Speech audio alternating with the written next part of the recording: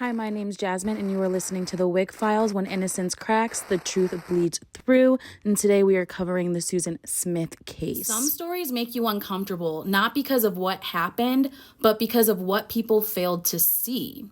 A quiet town, a young mother, two small children.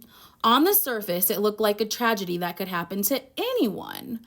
But underneath, there were warning signs: untreated pain, a slow unraveling that went unnoticed until it was too late.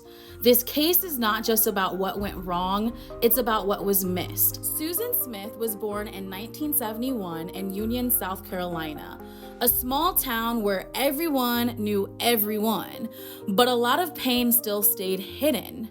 From the outside, her life looked ordinary, but when you look at the pattern of her childhood, you start to see instability everywhere.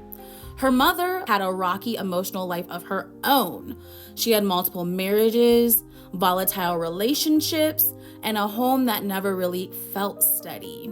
We know when a child grows up in that kind of environment, they don't learn what healthy attachment looks like. They learn that love can leave, that people disappear, and that security isn't something that they can count on. And that's what we see with Susan. When Susan was just 6 years old, her father died by suicide. That kind of loss hits differently, especially when you're that young. It doesn't just make you sad, it changes how safe the world feels. And after that, people close to Susan said she became quieter.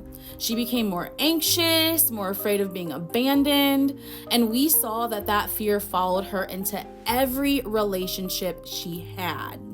A few years after her father died, her mother remarried, and Susan gained a stepfather.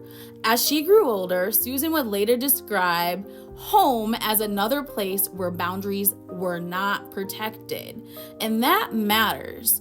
When a child already has a grieving parent and they experience more emotional and physical harm, it all compounds. It teaches them that love and anger can exist in the same space. By adolescence, Susan was already being treated for serious mental health concerns.